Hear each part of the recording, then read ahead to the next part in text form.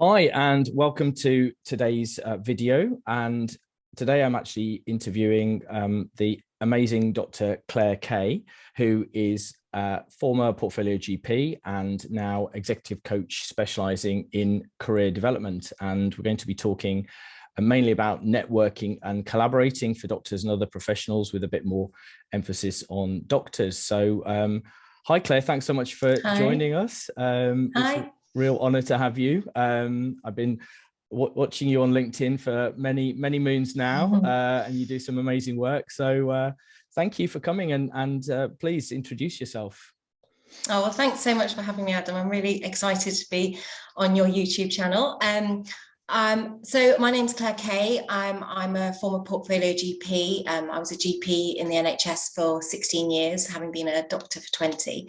And I've had a really varied career, and I've done lots of different things. My main focus is around medical education, as you know. So I do a lot of, or have done a lot of things with BMJ Masterclass GP Update course, which I help set up and deliver and chair and speak on. And I also do work for BMJ Live as well. So I'm involved in all their strategies and development there. And I've done lots and lots of medical education throughout my portfolio life as a GP, from grassroots level with medical students, GP training schemes, big international conferences, all sorts of different things. And I'm very passionate about medical education. And when I was doing my clinical work, my big focus was around frailty. So I've set up and delivered nationally recognised award-winning services, which I was very proud of, and also done lots of other bits and pieces. So I've been a CQC inspector, I've been involved in a health tech company, lots and lots of different social media things, and all sorts of different short videos that I've done. But my main focus is around coaching. And it's something that as a GP, I've always been involved in coaching, but more recently, I've actually stopped doing clinical medicine and focused mainly on the coaching. And I deliver coaching in a one-to-one setting. I also do team coaching, I do away days, and I do loads and loads of seminars, podcasts, articles, blogs, lives, and I'm very passionate about career development, portfolio careers, and I think it's really important for people to gain some self-coaching techniques so that they can tap into what they want their career to be and to really sort of propel themselves forward. So that's a little bit about me. Wow, that's amazing. Yeah, well, yeah, but it's so interesting. And so varied, and it just it illustrates the things that doctors can do, if they have an interest in doing lots of different things. Obviously, for some years now, doctors and GPs in particular have been kind of exploring the possibilities of varying their career and maybe going part-time in clinical and doing lots of other things as part of a portfolio. And you absolutely exemplify that par excellence. So thank you for sharing that. And I think it just demonstrates to the doctors and other professionals watching that, if you have that interest and you have that drive, then you can certainly go and achieve other things. And obviously, with the help of someone like yourself to sort of guide them as well and support them through that process. So thank you. So you were a portfolio GP and you left fairly recently, clinical medicine. So and then you went more into the executive coaching and career development side of things. So over how long has this kind of evolution taken place? When did you start your coach training, for example, and when did you kind of start working full time? Well, interestingly, I actually, when I was training to be a GP, my trainer was very involved with John Lorna and his approach, the narrative approach to consulting. I don't know if you're aware of him. And he's got this amazing approach where you put sort of the person, that your patient, in the center of everything, and you understand their story, as it were. And I was taught how to do that really from day one as a GP trainee. So 16 plus years ago. And so really every consultation that I've had, I've been lucky enough to have that as kind of like the little voice in my head about how I'd approach it, which was actually, I think, really the start of my coaching journey, because it's actually a very similar process to coaching. It's about asking questions to people to actually understand what they want and how they want to approach things and what matters to them, and getting them to really kind of get rid of all the noise around them, which I always talk about in coaching, that actually it's getting rid of all the noise that's around them, for some friends, family, relatives, kind of, you know, saying what they think you should do. And this works in both the medical field and in, you know, outside in the career field or whatever, and actually really homing in on what they want. And also the noise in your head, like, because loads of people talk about the fact that actually when you're trying to make a decision, how do you know what the right decision is? Because you're kind of like, well, on a Tuesday I'm going to decide this, and on a Wednesday I'm going to decide that, and it's like, oh, I don't know which to do. And actually, again, coaching and this consultation style is very much about trying to get rid of all that noise and get down to the inner core. So I suppose, to answer your question, I've been coaching forever. I kind of I decided, it's been in me for a really long time, that I knew I wanted to actually, you know, kind of give up clinical medicine and really go for it on the coaching side. So I actually did it about 3 years ago and just stopped and just said, actually, this is what I really want to concentrate on. And interestingly, it's been something that is grown and grown and grown and grown. So I'm now, you know, pretty much sort of full-time working as a coach, plus doing all the BMJ stuff, and doing lots of seminars and podcasts and all the other things that I was talking about. And it's incredible. It's very fulfilling, and I feel very, very lucky to have been able to do that. But I think that, you know, going back to what you were saying before, I think all doctors, we're very lucky as doctors, because we've got this platform that we can shape in any way we want. And it doesn't have to be complete change. You can think, oh, I really love teaching, and you can incorporate that into your day job. And it could just be really little tiny things. You don't have to have qualifications. You can just grow it and sort of teach people on the ward, or teach, you know, your colleagues in a GP practice or whatever. So there's always scope to develop whatever it is that you really enjoy, even within our roles. And if you enjoy it even more, then you can develop it outside of your role and build it if you want to. And that's, I think, we're very privileged to have those opportunities. Yeah, absolutely. No, thank you for that. You say that you're very lucky to be doing what you're doing. I think your clients are very lucky to have someone who has such a breadth of experience, and you have lived experience of doing what a lot of your clients are perhaps aspiring to as well. And was it excuse me, was it a sort of quite a sudden thing where you finished clinical medicine and then you started coach training and then built up your practice, or did you start it as a bit of a side hustle?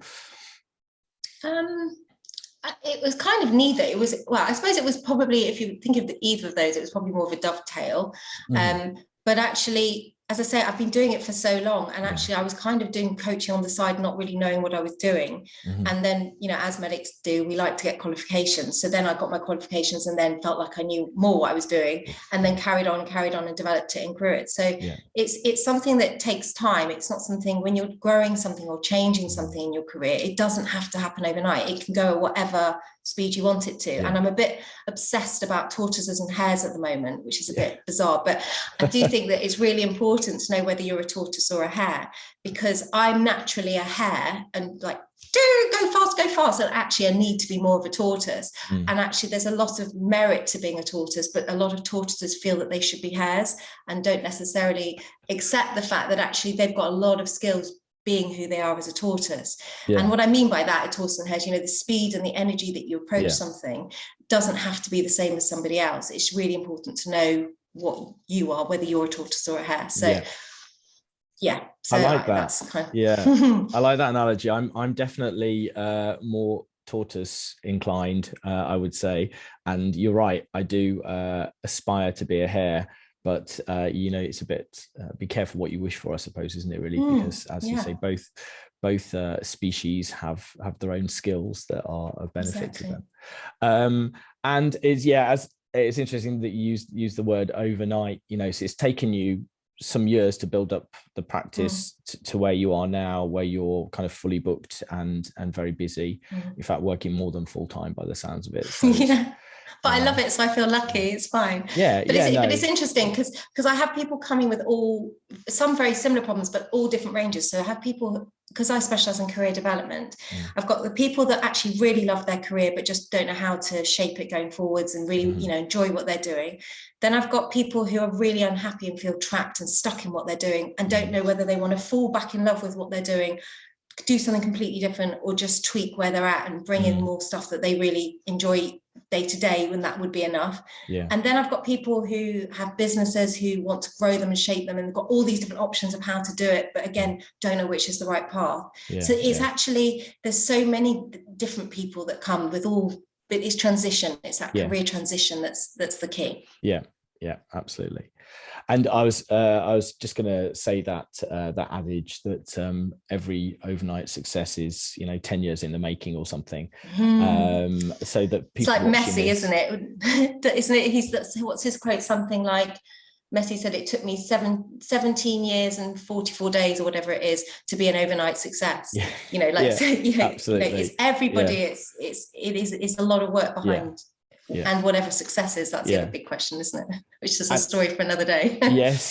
True. And I think, kind of just referring back to doctors a little bit, and I know this was the case for me, because a lot of us are perfectionists, and we are quite eager to get on, and also, if we're dropping our medical role, our clinical role, then we need an income sort of thing. So we're quite eager for things to happen really, really quickly, but they invariably don't. It takes a long time to build up. So it's a good lesson, I think, for anyone who's thinking of changing career. So so you work with lots of doctors. What skills do your clients gain in the coaching room?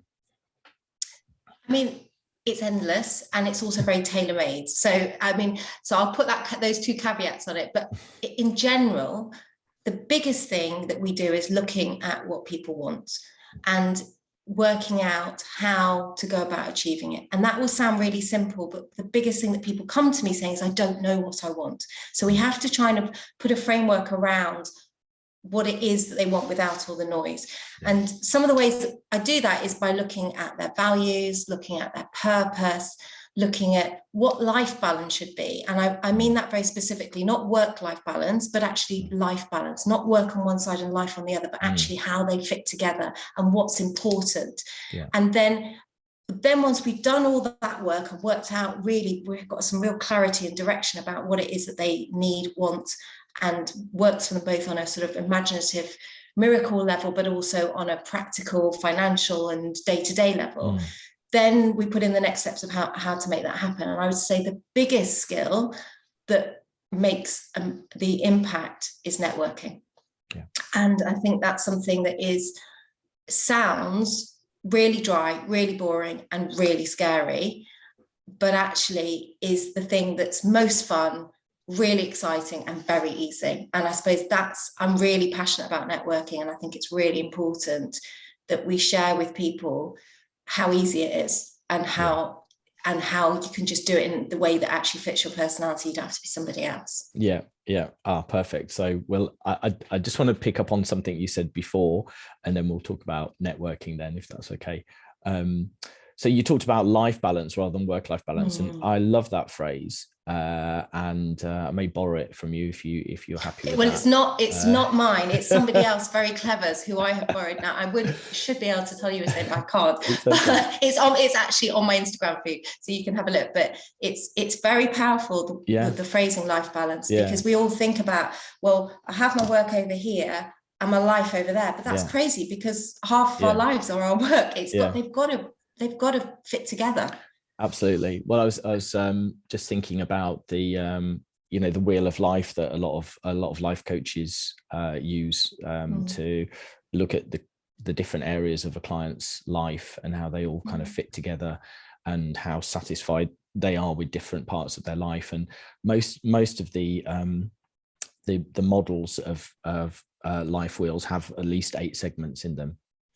So there's it's not just 2 halves of a circle, which is work and life. There's all these many different facets to them, isn't there? So it's totally right to be saying life balance, and I'm going to get myself out of the bad habit of saying work-life balance. So no, don't get out of the habit. It's just a different habit. That's all I would say. So maybe it's just a different approach. Yeah, cool. No, you're right. Maybe we could put the link to that, the originator of that idea in the show notes. So Definitely.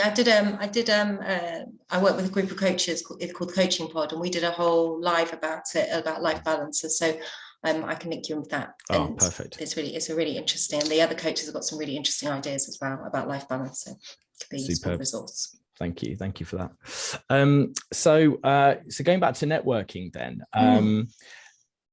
could you tell us a little bit about how you started your networking journey?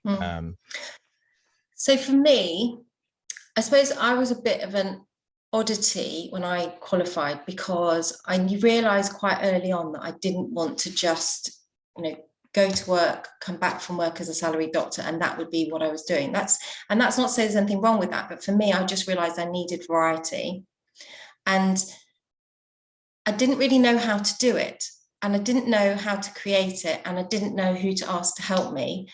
And so at the beginning, I really felt quite stuck. And then one of my colleagues at work said, "Oh, do you fancy doing a bit of teaching?" So I did a bit of in-house teaching, and I suddenly realized I loved it. And I was like, "Oh, it's a teaching day, hooray." And I just thought, wow, this is so exciting. And I began to realize more and more that I needed to have variety in my week and to do different things that motivated me in different ways.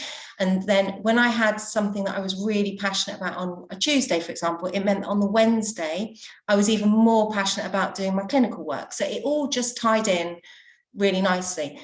But I was a bit stuck, because I was like, well, I don't know how to move this forwards. I don't know how to take it forwards. And people won't necessarily think this, but I'm naturally quite a shy person. So if I go to a conference, I would, at break times go and hide in the toilet, or, it wouldn't be my natural instinct to go up to a group of people and say, "So tell me about you." It would feel quite uncomfortable.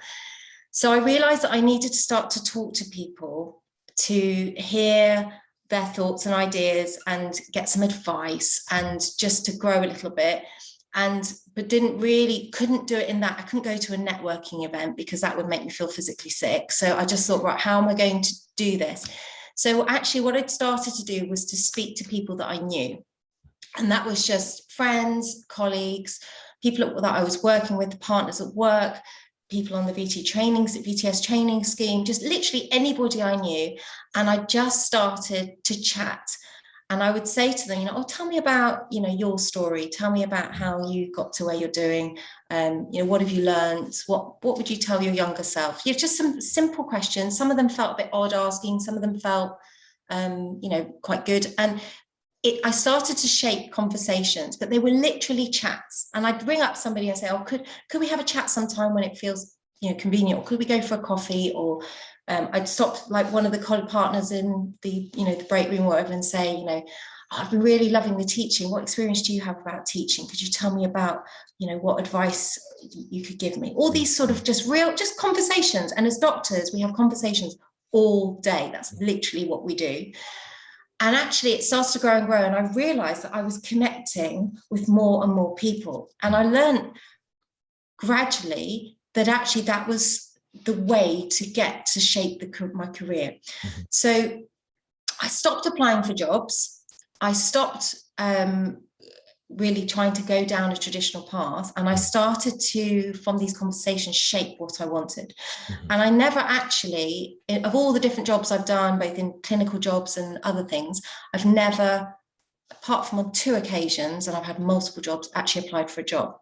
All of the jobs that I've ever got are through networking and having conversations, working out, even like, I'll give you an example. So I wanted, after my second baby, I wanted to change practice. I realized all these criteria that practice had to have. It had to be local, it had to be training, it had to be this, it had to be that. I was very picky. Then I looked around the area and thought, right, these practices would meet my criteria. Then I rang them up and I decided and asked if I could come and have a coffee with them and chat to them about them and find out how they do things, and just interested in them, not about me. And I got an amazing job. And I've done it time and time again. The BMJ, all the opportunities that have happened through the BMJ, all the opportunities through technology that I've done is all through networking, all through just talking to people in a non-cringy way and creating opportunities. Yeah. And that's, so I think for me, I learned it on the shop floor, as it were, but actually it's something that I use every single day. And I see it with my clients, the fear of, I can't network. But actually, there are lots of techniques that we use in the coaching room, which helps people just to really learn how to take it outside that and to actually do it. But the reality is it's really, really, really easy if you want it to be. Yeah. That's great. So, so you find out from your clients some ideas they may have about their career and kind of like amending their career, kind of transitioning out of their careers, whatever it is, and then you come up, between you with a plan, and then part of that obviously is going to involve some networking. And from your perspective, the networking was starts with the research, like what do I want, what job do I want, role do I want, where do I want it to be, what hours do I want, etc. Like the practices you were talking about, and then identifying the different opportunities, and then essentially just reaching out almost, for me it's almost like you in a completely non contrived way, but you're engineering things, aren't you? You're making things happen yourself. You're being opportunistic, you're being speculative, but you're identifying kind of key players, I suppose, of people who are going to help with this career development. Is that fair to say? Yeah, I think there's two different approaches. There's the one approach which you quite rightly talk about, which is when you know what you want, and then you sort of target groups or areas of people that you can then find out more and ask for advice. I always, this is the key question, and however your networking is about, once you've spoken to somebody and asked for their opinion and advice and to tell them about their story and their journey and to ask what they would do next, is to find out one person that they think you should speak to and ask to be connected to them, which is where the networking comes in, because you then carry on meeting more people and through more people. That's a great so tip. That's one pathway when you know what you want, but there'll be lots of people out there, and I've been there myself, and I don't know what I want. And that's also when networking is really, really, really useful. And that's when you just speak to anybody and say, tell me about your journey. Tell me about the things that you have loved in your career. Tell me about the things that you would tell your younger self. What advice could you give me about trying to find my passion? All those sorts of questions, because actually, I'll give you an example. There's my program director, when I was training, I'd never really had a conversation about his career with him. And I found out that he'd done loads of aviation medicine in the past. I had no idea. Now, I don't want to do aviation medicine, but actually it was hugely fascinating about how he got into it, how he connected with people, how he networked into those roles, because this was maybe 30, 40 years ago. So it wasn't an easy time to do all that. So he was a real trailblazer in that respect. And actually those skills that he had really helped me to work out, I could use that skill in a different way.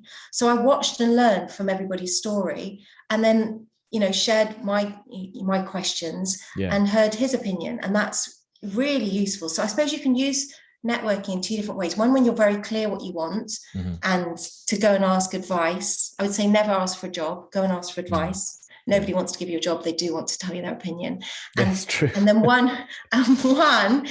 and the other one is when you really don't have a clue what you want and you just network your way around. So and I suppose on that, when I was coming out of clinical medicine, I knew I wanted to do coaching, but I didn't know if I wanted to do other things as well. I literally spoke to everybody that I could think of. I'd go and say, can we have a coffee? I went and had a coffee with one of the heads of BMJ, and they were so kind. They gave me some time. They didn't need to do that for me. And it was so useful. And somebody else I'd met in a meeting once, and I just thought she was so inspiring. And I said, can I just hear your thoughts? And, she was amazing. And all those conversations are just so powerful. Yeah. That's great. Yeah. Because the worst that can happen is they can say, sorry, I don't have time to speak to you. And okay, it's a bit disappointing at the time, but you haven't invested much in it. You don't have a big relationship with them. So it's, you get over it pretty quickly. But actually people do like to meet up with, young, enthusiastic, interested people who want to speak to them. And maybe it's being a bit bolder than some other people. So some people think, I could never speak to the head of the BMJ. They're out of my league. I'm not even going to bother trying. And and then actually you find out they're just humans too, and they quite like speaking to people. And it's like, and you can do it in a way like that feels comfortable. So, you know, on the scarier ones that aren't friends and colleagues, what I usually find is work for me, has worked for lots of my clients that I've worked with, is it feels fairly safe to send an email and just see what happens. And if you don't get a reply back, fine, you might send a follow-up, but actually that's fine. So I'll give you an example. So one of my clients really wanted to get into teaching, and she really wanted to get into teaching of the local university. And she was like, oh, I don't know how I'm going to do it. It feels really scary. I can't approach this. I'll have to wait for a job to come up. And we looked at it and we talked, and then we came up with a solution about networking, and she felt that she could send an email to this person that she'd identified as somebody that perhaps might be able to help. She sent one email, and from that one email, she's now doing regular tutor sessions. She's teaching about lifestyle medicine. She's so like, and this has all happened within 2 months. She's got no qualifications of teaching. You know, it's not like she went away, did something, waited for a job to come up. This has all come from one email with some follow-up chats, and that's it. Amazing. And she's living her absolute passion from this one email. And she's a naturally shy person, but actually that felt comfortable, that felt fine. Yeah. And I think the other thing that's really important about networking is not to get disheartened when you send 10 emails or you make 10 connections with people and only one person comes back to you. That's okay. Yeah. Just fine. And you follow that one connection, and then you ask for one person you should contact. Yeah. And then they might not want to speak to you, but they give you somebody else to speak to, and that's fine. You just have to accept that it's like when you start dating someone, not every date is going to be your future partner. But you need to go on quite a few dates. Absolutely. That's a statistic that I tend to use with myself and others. The sort of 9 out of 10 won't even reply to their email, and that's absolutely fine. And when you understand that and accept that, you just don't get disappointed. Then you don't or don't get as disappointed. So it sounds like there's a fair bit of mindset work that goes into the networking as well, that you have to kind of work on with your clients and reframe things and make things more positive, and try and get rid of some of that, as you say, background noise, the negative mind chatter and all that. And also assumptions are a big thing. So this is another thing I find a lot of people feel is, oh, I couldn't contact that person because they're going to think I'm really weird, or I couldn't contact that person because they're really busy and they won't want to speak to me, or, you know, those sort of assumptions, or I couldn't have that conversation because what will they think of me? You know, that is a really, really common thing. And actually we do, which I'm sure you know, like if it feels right, we do something, an exercise called the empty chair, and we practice the conversations and what the person would say back to them. And it sounds a bit weird, and you know, it's not for everybody, but actually, again, it can be really, really powerful, because when you realize that the person at the other end of the phone, or, you know, sitting having coffee with you, or the other end of email, is just going, oh, that's fine, thanks for connecting with me, and then they're just getting on with their day, that they're not really even thinking anything. They're probably just thinking, oh, that's nice that they contacted me, I'm a bit busy, or yeah, that's quite good. That's probably the extent of the thought process. Suddenly the whole stress of contacting somebody you don't know just kind of goes down a bit. It's like, well, it isn't as important to them as it is to me, so that's okay. And it just makes it less stressful. They're not going to think badly of me. They'll probably just think, oh, there's someone keen. And I think the other thing to say as well is, I know I don't come across shy, but if you have that feeling inside of you where you want to like, just don't take the word networking out of it and just think the word chat. How would I chat to this person? And it makes it much less intimidating. No, that's really good. The assumptions thing is so good. It's just the, you know, kind of Brené Brown stories that we're telling ourselves, isn't it? We're telling ourselves that, why would they want to hear from me? They're going to think it's weird. But as you say, actually, they're probably not thinking anything. They're not thinking anything negative at all. It's just like, oh, this is just another email in my 300 emails today that I've got to look at, unfortunately, as is life. Or they might go, great. Yeah, exactly. Yeah, true.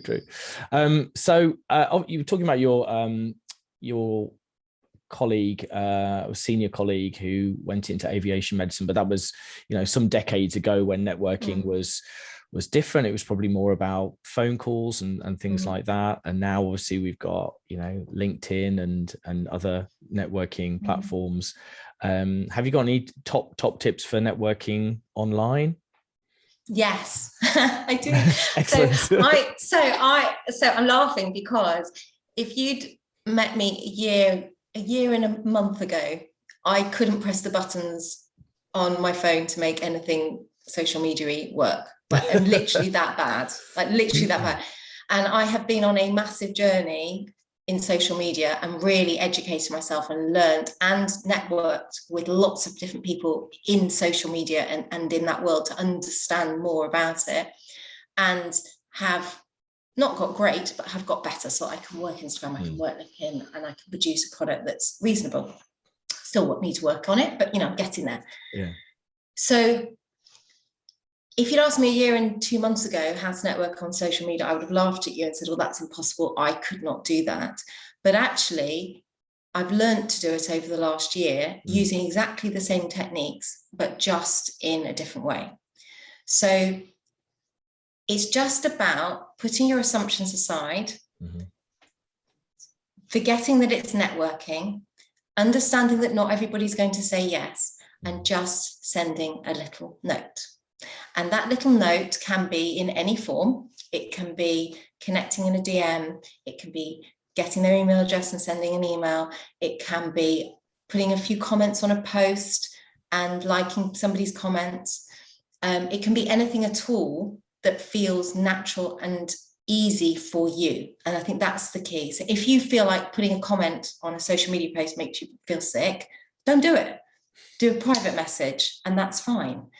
But my biggest tip in the social media world is to do a bit of research about the people that you're connecting with. And if you connect with emotionally connect with what they're saying, and if you like them and their persona, what they're putting out there, then that would be a good person for you to collaborate, connect, whatever with. So like when you connected with me, I looked at all your stuff and thought, oh, he sounds great. He sounds really nice. I like his approach. I hear what he's about. I would really like to chat and connect with this person. Where there's been other people that have connected with me, or that I've thought, actually, you don't feel authentic to me. So I'm not going, that isn't somebody that I feel we would connect well with. So I write a nice message back, but say, this isn't probably going to work for this connection. Yeah. And when I'm looking for people, I'm looking for people that I feel are inspiring or very much authentic. And then I just literally send them a DM. Hi, how are you? I really love what you're doing, or I'm really interested in what you're, about this post that you did. Would you like to have a chat sometime? Yeah. And they'll either go, sorry, too busy, or yeah, great. Yeah. It's so easy. It's so much easier online than in offline. It's much easier. That's true. And what would you say your top thoughts are about the benefits of networking then? I think we've covered it generally, but kind of in a nutshell, what do you think are the big benefits to your clients? Well, I think it's for all of us. It's a way to shape and mold your career to actually what you want. That's the biggest thing. It's also incredibly fun, even if you're a shy person. There's a huge amount to learn from other people. And it's a way to propel your career in a direction that actually matches what you want. Yeah. And that's it in a nutshell, but there's so much more, of course, to it. And I don't know, I just think all the things that I have been doing are because of networking, both in my past and now. It's just everything. And I'm watching all these people changing their careers in the coaching room, and they're all doing it based in a networking way. Yeah. And it's amazing the opportunities that happen that you didn't even know were out there. It's like that Johari's window. You didn't know what you didn't know. Yes. Yeah, that's true. And sometimes kind of, unusual opportunities that maybe you hadn't thought about, but actually end up being the best thing ever for you, will come your way because you connected with someone and they, made you an offer or something that you hadn't even considered. And then you look into it and it's like, actually, that's absolutely amazing. So I'll give you an example. Somebody contacted me. I contacted somebody about something a couple of weeks ago, and we had a really great chat. She was telling me all about her career, and it was like, wow, I was a bit like blown away. You're incredible. She was so inspiring, and having this really lovely, we just chatted. It was just maybe 20 minutes, just a lovely chat. And the day after that chat, I get an email saying, oh, I really enjoyed our chat yesterday. Listen, I was thinking about this big conference that I'm doing, and I'd really like you to come and speak. Now, if I'd known about that conference before, I would never have thought, oh, I'm going to apply for that conference or I'll speak to someone about being a speaker on that. But that connection, that networking has made it all feel very natural. And so opportunities, doors open when you network. That's the key. Doors open. And you can choose which one to walk through. Yeah, that's really true. Just for the viewers, I've got a quick example. So I was in a physician entrepreneurs group coaching group, and one of my fellow coaches in the group has said, there's this medical magazine. It's not a journal as such, but it's in the States, it's called Physician Outlook. And they were like, I've just submitted an article for that. They're looking for people to write articles. So I thought, well, it's an American magazine. I'll, see, they may not be interested. Got in touch with the editor, who's a family physician, I think, in the States. And we had a really nice conversation. And then we chatted about what kind of copy she would want. And then I wrote something for her and she was really pleased, published it. And as a result of that, someone that she knows who makes videos for the kind of healthcare executive industry in the States said, could I do an interview with you about leadership during the pandemic? I was like, oh, hell yeah, that'd be great. Thanks. And then that was done and that was put out. And that lady's business partner posted it. And then someone else who's a leadership coach in Singapore, an Australian guy, commented and said, I really like what you had to say about that. Would you come on my podcast? Which I did last week. And it's so literally out, just seizing that one little opportunity of having a chat with someone about a potential article that became an article that then became a video through someone else, then became a podcast interview. And it's like just out of one thing. Yeah. And that journey is incredible. And really, like a really powerful, a powerful story, isn't it, about that one phone call? But actually, if that one phone call hadn't led to something, it would have still been a really useful experience. Yeah. Just didn't lead to anything more, and that would have been fine. Yeah. But you're really good at networking. You're very, you do it a lot. I've noticed you do it a lot. What would you say? What do you get out of it? So, as in not practically, but what do you get out of it emotionally? Yeah. Well, it's interesting you should say that. I've been thinking about this a bit recently because, I'm not doing clinical work anymore. So I'm not interacting with colleagues in a GP surgery or with patients. Most GPs will know that your main company during the day is your conversations with your patients. They are your colleagues in a way, as well as your patients, aren't they? And so not having that, and that's why I love doing things like this, because I actually getting to have some human contact and have a conversation, a really lovely, lovely conversation. And so that's, kind of reaching out to people. It hopefully will lead to a conversation. And then, I might have a couple of chats a day, that are just half an hour chats, as you say, like the one you had with that woman who invited you to speak at her conference.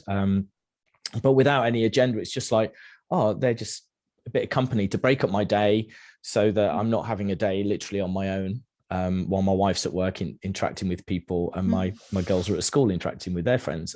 I'm at home alone otherwise, So it's very motivating for you. Yeah. It sounds of it. It's a very motivating process and it leads to opportunity. Absolutely. Yeah. It is. It's just, it's a bit of company and it's nice if they're kind of fairly local as well.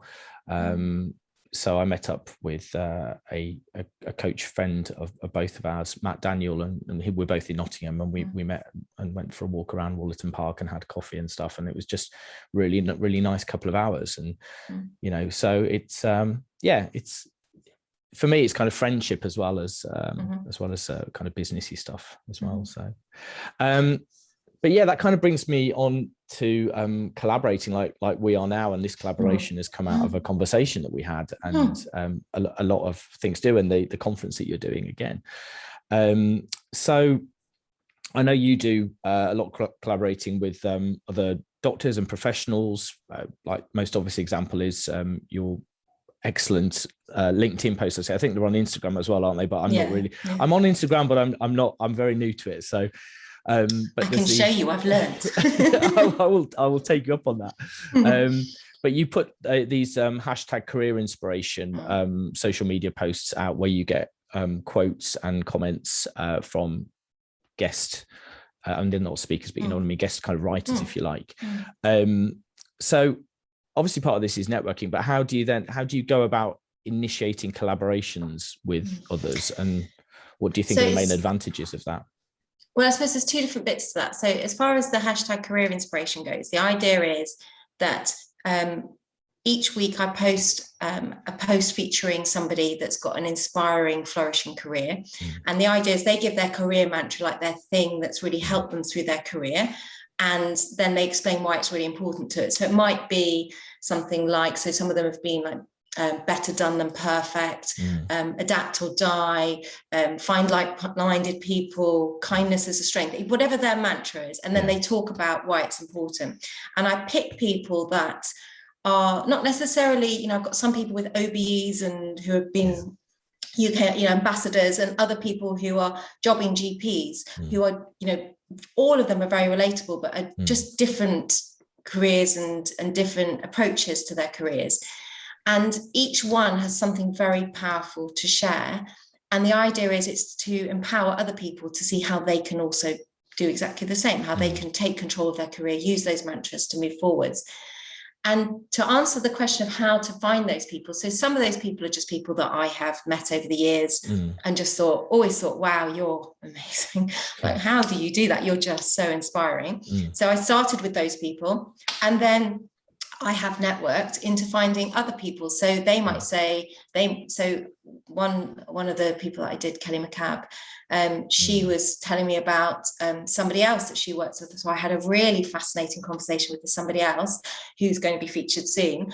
And she is incredible, like I was blown away by her approach. And so I networked my way into finding other people that will help to feed this empowerment program that I'm trying to create. So that's sort of one bit, but also on the other side is the collaboration with those people and with other people on social media. So for example, the way that we've met, again, it's just having a conversation and seeing where it leads. And it might lead absolutely nowhere. So I've had lots of lovely conversations with people and we haven't done anything at all together. And that's fine. But other people I've had conversations with, and I've ended up doing talks, or they've done something with me, or we've done a collaboration, or we've done a live, or we've done articles for the BMJ, or, all sorts of different things. And I help them, they help me. And it's not even necessarily about helping each other. It's about nourishing and energizing and feeling like, wow, that was a really interesting conversation. And actually, gosh, that person was just a lovely person to meet for 20 minutes. Nourishing and energizing, they're fantastic words. I know what you mean. If I've had a conversation with someone, or I've done something like this, I'll be buzzing afterwards. I'll be buzzing for about an hour. I'll be on a bit of a high, be like, that was so good, really enjoyed that conversation. So it from a purely kind of selfish point of view, it's a really enjoyable thing to do, isn't it? But also, what are your business benefits for people that may want to go down the route that we've gone down? It's everything. Like I would have no business at all if I didn't network. That's the reality. And I also wouldn't have had a clinical career that was as interesting and diverse as it was. because it was all based on networking. Literally every single role that I did was through networking. Yeah. And there is no way that if you'd said to me I was going to be doing CQC, that was a nice one, CQC, health tech, medical education, videos, like all these setting up courses. There's no running frailty service. I wouldn't, there's no way I could do any of that. Yeah. But actually it's just manageable little steps. And the first manageable step that is so accessible is just speaking to the people around you. Yeah. Yeah. And that's what networking is. And I think it's really important actually just to say that this isn't for extroverts alone. This is for introverts 100%, because you can network in a way that feels safe. Yeah. And as I said, I could not walk into a room of people. I mean, I do, but I don't like it. But maybe 10 years ago, I couldn't have walked into a room of people I didn't know and go up to somebody and go, hi, tell me about you. That would be very hard for me. Yeah. And I've learned skills to do that now, but there'll be plenty of people that really feel like this networking thing sounds awful. Yeah. But actually, you know, it can be can be exactly how you need it to be, whether you're introverted or extroverted. And actually, it might be that just simple email, that simple DM that feels comfortable, that feels safe. And it's for everybody. Yeah. And the collaborations thing similarly is, you know, obviously it's good for both parties. It gives it gives us content that's of value to our audiences, usually, hopefully, certainly this one is. And you know, it's you know, kind of like we can use it for our own kind of marketing purposes and promotion and stuff like that, to kind of spread the message that we are here to help and serve people, and this is the kind of stuff that we do, and this is the kind of stuff that we know. And I don't know about you, but actually I find speaking to another person and doing something like this a lot less intimidating than doing something on my own. I really don't like the solo video things. You know, if I've got a plan to do a podcast in the future, and it will be an interview style podcast. It will not be me talking for 30 minutes on my own, because I just can't stand the thought of that. So for me, collaborating is actually a lot less scary than doing stuff on my own. I think one of the key questions with collaborating, and I've found this really useful, is not to ask somebody for what you want from them, but ask them what they would like from you. Yeah. Because actually then it's a true collaboration. It's not you going to somebody saying, I would like you to do this for me. Yeah. It's about, you know, what do you need from me? What could I do that would help you? And you can see whether that actually fits in with your brand and your purpose and your direction that you want to go.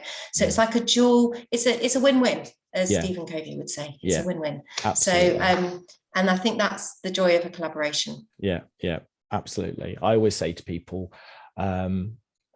you know, I'm really pleased that you've asked me to come and, you know, do this podcast interview or do this interview, but I need to be sure that I'm going to give value to your audience. You know, if there's any hint that that's not going to happen, then I don't really want to do it, because I want for you to get some value out of it, your audience to get some value out of it. Exactly. That has been amazing. A whistle-stop tour really through networking and collaborating, but amazing to get to know about your background in more detail. So thank you so much for sharing that. I think that the viewers will really be inspired by that. So I'm really thank you grateful for having me. It's been an absolute joy. Not and a lovely collaboration. Yeah, absolutely. And I'm hoping that people are going to reach out to you and want help with their career development and other coaching needs as a result of seeing us together. So how can people get in touch with you? Yes, you can network with me by contacting me. You can contact me anytime you like. So I'm all over Instagram. So my tag is Dr. Claire Kaye _ executive coaching. I'm on LinkedIn, Dr. Claire Kaye. I'm also on Facebook, Dr. Claire Kaye executive coaching. So I am very happy for you to contact me. I have people contacting me literally every day, and it's amazing when people do. So I'm always very happy to get those comments, questions, and I speak to lots and lots of people, so that's absolutely fine with me. So please follow me, because on Instagram particularly, I give lots of free career tips and tricks, and you get access to all my free seminars and podcasts and everything else that we do. So, brilliant. And you'll be able to access this. Fantastic. That's great. Thank you. Thank you so much for that. I'm sure lots of people will reach out. So cool. Right. Well, I've taken up lots of your time. So have a lovely day. You And too. yeah, and I'll be in touch soon. Thanks for having me. Take care. My pleasure. Bye. Bye.